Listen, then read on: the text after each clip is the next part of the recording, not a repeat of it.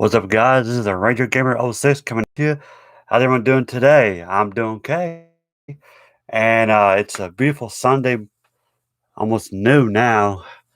So today is another video game review. And yes, you can see my cat Toby. She's staring at there's a ladybug on my light. She's staring at it. So anyway, so another video game review. And this time we are doing Metal Gear Solid 2 Sons of Liberty. Now, for those who haven't watched my review of the first Metal Gear Solid, don't worry, I'll put the link down in the description box below, so check it out if you haven't seen it already. So, without further ado, shall we? And here is the cover. Now, this is not the original cover. Uh, I believe this is a Substance version, uh, which came out a few years later after the original. It had same game, same story, it just add, like, skateboarding and all that, I think, like, a documentary or something, and, of course, we got our hero, Solid Snake from the first game, and a new protagonist, Raiden. Really cool cover. Here's the spine. And the back of it. Now, if you watch the first review, it's red, the first game, and, of course, this one here, it's blue. This was also in the, collector's edition box that I did explain when I did my first Microsoft review. Again, check it out if you love. You haven't seen it. Pack because I was tired. Like the next day, I got a call saying that someone broke into my storage, and my game, Metal Gear Solid 2, was among them. So I have this version now. They added like a very easy mode too, and it's way too easy. I like, I like a little challenge. So yeah, Metal Gear Solid 2 Sons of Liberty. Take place a couple of years later after the first game. Again, you're Solid Snake. Uh, oh, and here's the inside of it.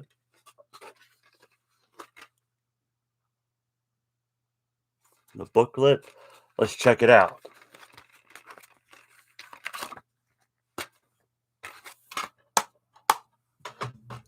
So, as you can see, the booklet, the same cover. Blue, Kojima Production. Konami. And for Mature, of course. And you got your controller layout.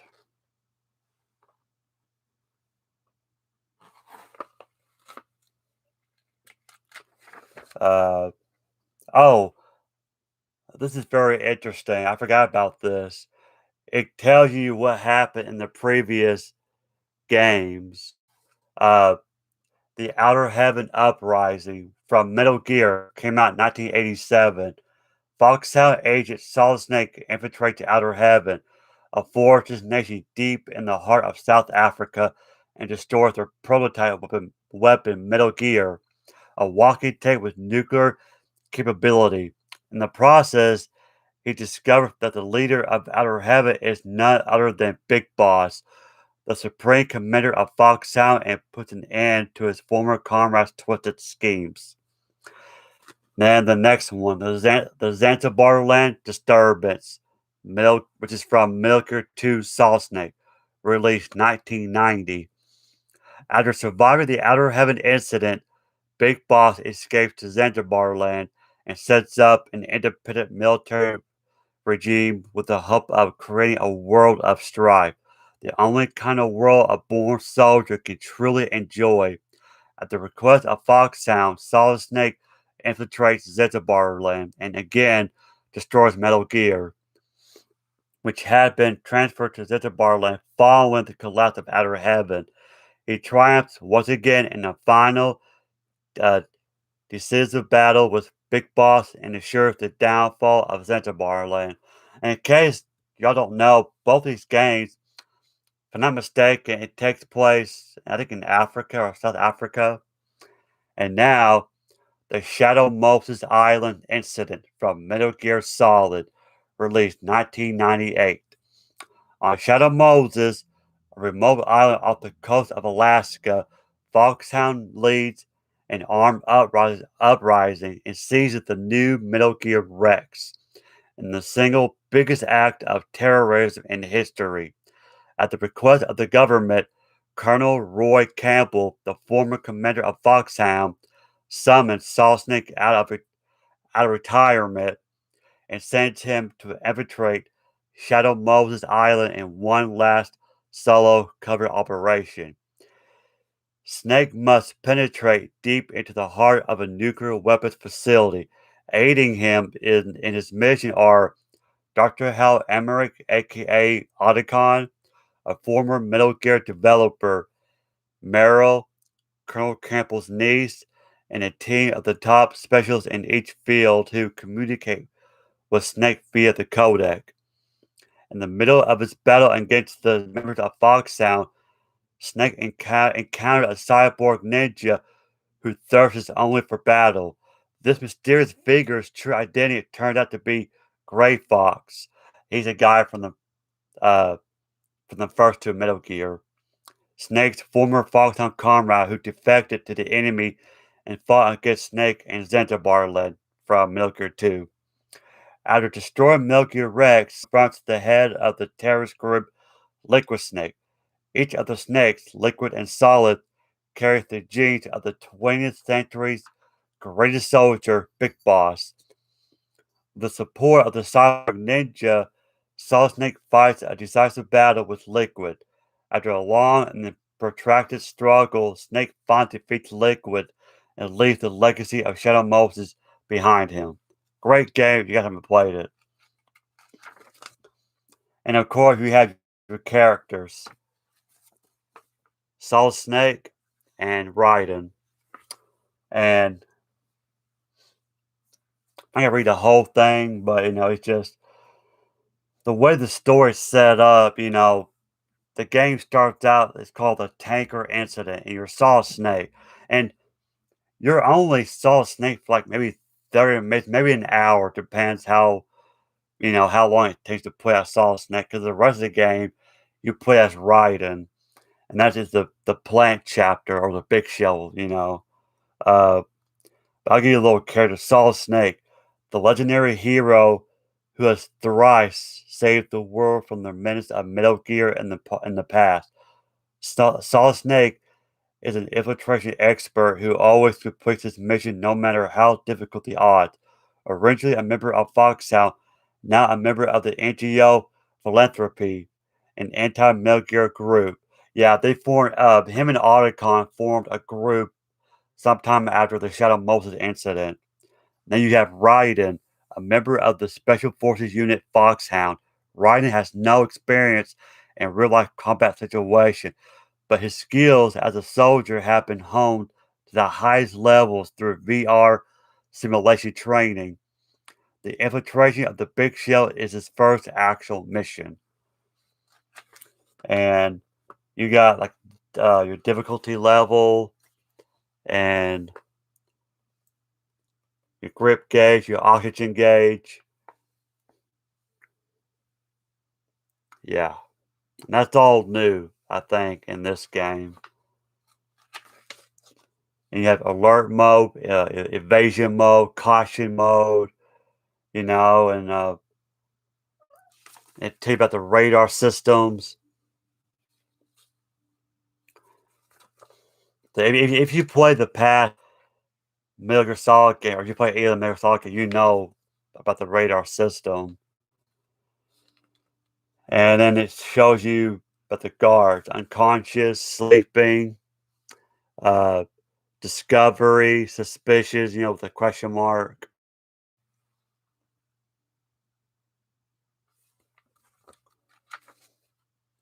And how to lean against the wall, how to crawl, how to knock on the wall, to distract your enemies and whatnot. Basic stuff. Uh, you control that. You can hide. I think you can hide in the bathroom stalls too. Yeah, how to knock out enemies, how to drag them, all that good stuff. Oh, yeah, and this is kinda new in this one. As Raiden, you can swim, and there's a mission where you gotta protect someone, you hold down triangle to hold her hand, you lead that's, uh I don't know if this be considered a spoiler, maybe a slight spoiler, but this is Emma Emmerich. This is Otacon's stepsister or half sister. I think it's a stepsister. And here is Ryan gets a sword, and they show you how to use a sword. But this is not until like near the end of the game. You don't have the sword throughout the whole game. You use cameras, take pictures, and finding the bombs. That's kind of beginning the game. There's a section in the game where you have to go and defuse all the bombs. There's one of the characters. This is the Sons of Liberty. The name of the game is a group of terrorists, and that's Vamp, Fortune, and Fat Man. He's the guy that does all the bomb. He's a bomb. He's a maniac. He's a bomb expert. I think that's all and then it's led by their leader, Solidus Snake. Yes, the third snake. And yes, he is the clone of Big Boss as well. He's the brother of Solid Snake and Liquid. And I think Solidus was first to be born, and then later came Solid Snake and Liquid Snake. Um, how to crawl, yeah, how to crawl the vents, how to use the box. You have ammo and rations, and here you have your codec, your frequency. If you play either the Metal Solid games, you'll be already familiar with this. It's hard to see, I apologize. But yeah. And you have your weapons. You have AK-47, M4, you got C4, PSG-1, which is a sniper rifle, remote control missile, Nikita, RGB-6, which is a grenade launcher, Salcom, USP M9, which is a trigger launcher gun. Which that reminds me, this is the first Metal Solid game where you get a trank gun. So, like, if you want to do a playthrough without kills, you want to use the M9. Stinger missile, chaff grenades. Chaff grenades, you use that to disable electronic. Like, if you can't get past a camera, you'll throw a chaff grenade and it will disable the camera for like a few seconds, enough time for you to run past without being detected. Grenade, stun grenade, cardboard box, bandage, ration. Uh, yeah. And throughout the game, you get dog tagged. I don't know, like certain enemies, certain bosses have dog tags. It's determined by the game setting. To collect all the dog tags in the game, all difficulty settings must be completed.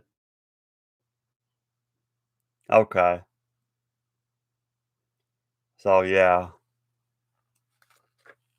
Tackle, reload, strafing, jump out shots, all that good stuff.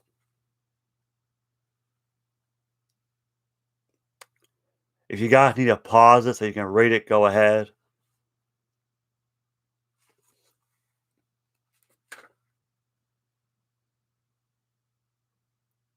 Yeah, and right here is like a little layout. This is the tanker chapter where you with characters.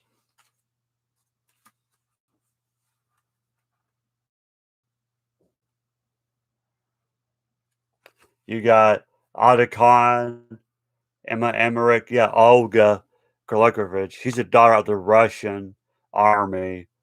And then you have Revolver Ocelot. There he is. First game. Again, voiced by Patrick Zimmerman. Yeah, a great voice acting. You got Rosemary. This is Ryan's girlfriend. And you have Roy Campbell, the Colonel from the first game.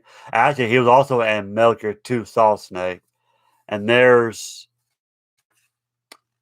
uh, Solidus Snake, the third brother, whatever. And yeah, so I was right. There's a member of Sons of Liberty, Fortune, Vamp, and Fat Man.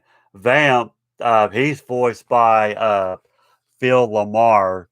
For those who know who that is, he was actually on Mac TV for a while. Funny guy, you know.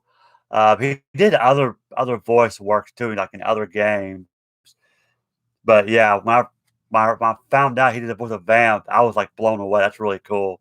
And John Seigan does the voice of Solidus. Now, he does the voice of another character in Metal Gear 4, but I don't want to mention that, be a huge spoilers, and I'll probably mention that when I do my review for Metal Gear 4. Uh, yeah, select character, select mission, select mode, stage result, and how to save.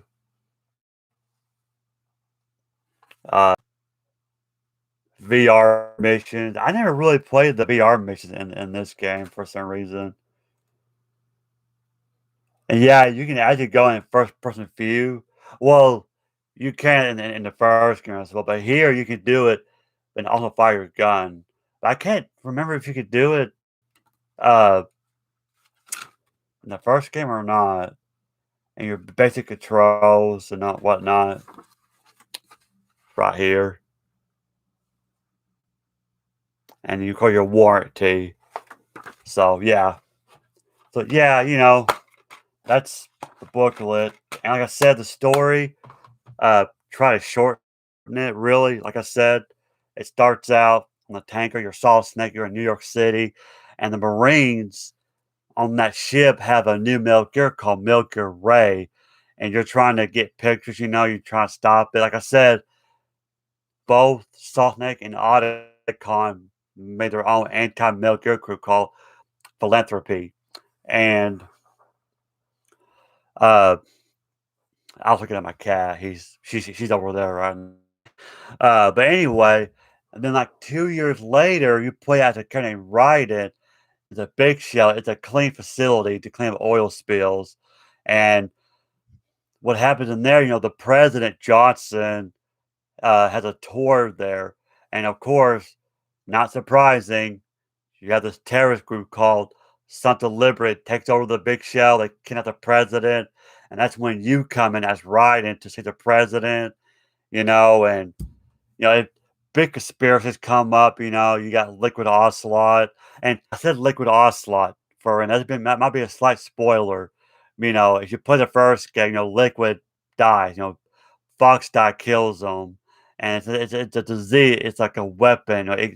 It also killed a DARPA chief, which, by the way, it was actually Decoy Octopus in disguise. A little bit of spoiler there.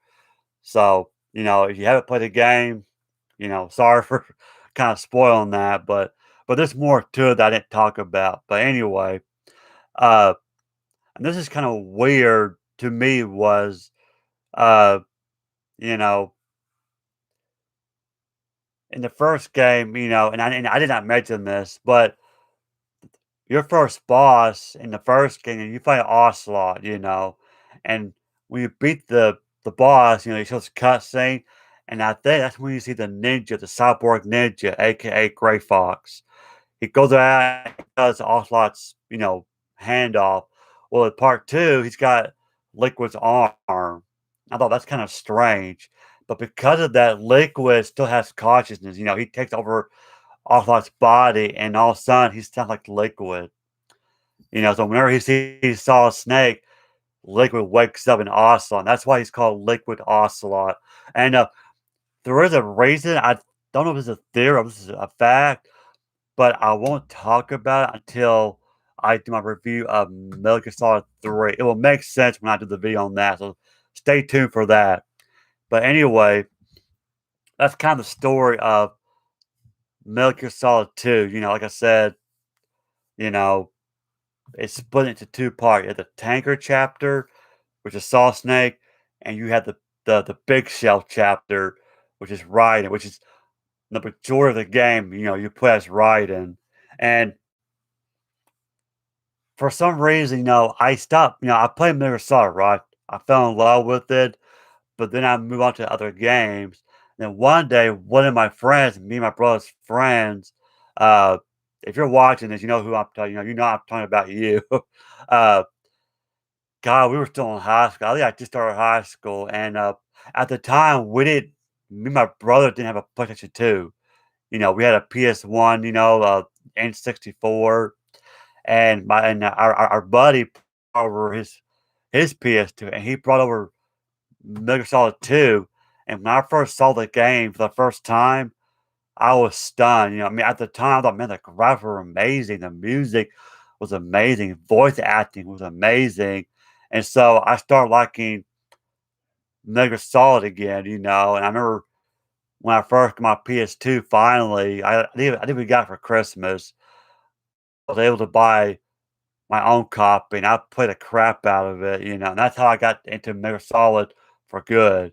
And and a little story, when it came out, a lot of people didn't like it because, like I said, you only saw Snake in the beginning, and people hated that. And Kojima himself received a lot of death threats. He'd get a lot of hate mails from his fans saying, like, why'd you let us? Because Raiden, if you play the game, he's kind of girly looking. I don't The thing is, though, me personally, I've got nothing against riding. I mean, when I played the game, I enjoyed it.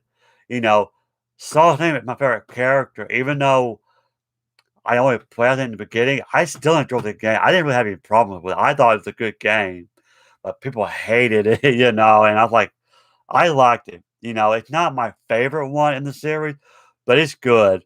And what it's really famous for, it's very long cutscenes. If you guys play Metal Gear Solid, you know what I'm talking about. Kojima really, really likes to tell a story. He puts a lot of details in it, long cuts, and I think this was the first game that actually kind of maybe put me to sleep. Like literally, I kind of dozed off. That's how long the cutscenes were. It was ridiculous. I like it would just drag on and on. I'll be like, "Come on, I want to play the game already," And I remember getting sleepy, and I was like, "Come on."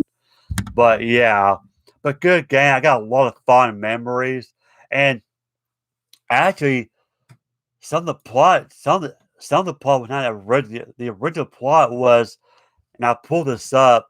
According to Kojima in the documentary of Metal Gear Solid Saga Volume 1, the original plot of the game revolved around nuclear weapon inspections in Iraq and Iran, and had Solid Snake trying to stop the Metal Gear while it was located on an aircraft carrier in a certain time limit, while trying to stop Liquid Snake and his group. However, about 6 months into the project, the political situation in the Middle East became a concern, and they decided that they could not make a game with such a plot. The tanker and the release game is based on this original plot. I didn't know that. And uh and on this I did know. I found this out years ago. Uh and there's Toby again. Uh and if you guys play the game near the end, okay, you're on top of this giant called Arsenal Gear. I don't want to get into it because I don't want to spoil it for you guys. Play the game. You haven't played it? I do recommend it. It's a good game. Like I said, it's got long cutscenes, so be aware of that. But anyway, near the end of the game, uh, you go to New York City, and you're on this Metal Gear arsenal, which carries a mass production of Metal Gear Rays, and so it goes to New York City now, like, it goes under the bridge, and then all of a sudden, the screen turns white, and all of a sudden, you, Raiden, and Solid, because Solid is the final. He's the main antagonist, by the way. He's the main antagonist, and you guys, and it's cool because like your sword fight, it's really cool. But anyway, all of a sudden you're falling down and you fight on top of Federal Hall. If you don't know your American history, the Federal Hall is where George Washington first took office. That was really cool. So anyway, you fight on top of that. But anyway, yeah, the next, like I said, Arsenal Gear was going towards Manhattan, right? And then all of a sudden, you already crash landed. And come to find out that there was a cutscene, and I think it showed it Arsenal Gear crashing through Statue of Liberty and into New York City. But it got cut out for a reason because, and I did not say this, the game came out 2001, November 13th, 2001. Now, you know, if you live in America like me, you know what happened. September, the 9/11 tragedy. Very, it was a tragedy. September 11, 2001 was a bad day for us. I remember actually when that happened, I was in eighth grade. On the same, just a little thing. Sorry, I don't mean to get off track here, but on the same day, our school had a bomb threat, and we all evacuated. Our parents picked us up. Everybody went home. I mean, it was like around noon. So that's my cat meow. I apologize. I got my door closed. I think she's trying to get out. But anyway, it was a tragedy. It was scary, because I remember, I mean, I was a kid. Keep in mind, I was in eighth grade, and I thought, oh my God, we're getting attacked. They're going to come for us. And that, I mean, well, they did, because, they attacked World Trade Center at Pentagon. And I thought, they're going to drop a bomb on us any minute now. I was freaking out. But anyway, that's why the cousin got cut off from that game because of what happened to us. So Kojima decided to scrap that cutscene now. So that's why, if you play the game, you know what I'm talking about. So anyway, that's all I got for you today. That's Metal Gear Solid 2 Sons of Liberty. If you haven't played it, check it out. Seriously, it's a good game. Again, long cutscenes. If you don't mind playing as Raiden, hey, he's not a bad character. Don't get me wrong. He's not a bad character. I prefer Solid Snake, more gruff. But yeah, fantastic game. I don't know. It's a great characters. But I hope you like it, guys. I will do another video because I got a busy schedule, so sorry for not putting a lot of videos out. Uh, I'll probably do a next one maybe Wednesday, so keep an eye out for that. So anyway, guys, I hope you enjoyed this video. And again, if you missed my review of the first Metal Gear Solid game, check it out down below in the description box. Oh, I'm getting ahead of myself. Going back, uh, David Hayter, the guy who did the Solid Snake, same guy.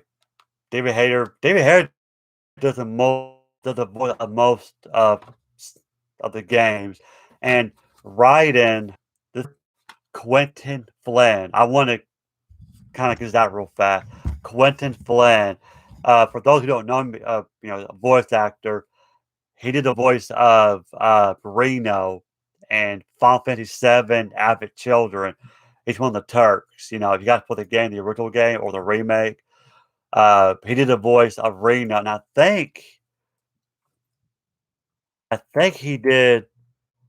I don't know if he did the voice of Reno and Crisis Core. I'm looking it up right now just to be sure. Hang on. Yes, he did. Crisis Core, and then uh and Avid Children, yeah. But I don't think he did Reno and Fox and Remake. That's somebody else. And he did Mary and Golem actually in the Lord of the Rings Fellowship of the Ring video game for the PS2. Yeah, he did a lot of games. Warcraft 3, No More Heroes, Shark Tale, Kingdom Hearts, Final Fantasy 10, 10-2, uh, Crash Bandicoot. But anyway, yeah, I forgot to mention that real fast though. But anyway, I hope you guys enjoyed the video. Leave a like, subscribe to my channel. It helps me a lot. And more videos will come your way. Like I said, I'll do another one Wednesday. Thank you guys. This is Ranger Gamer 06 signing out. And I'll see you guys later. Bye.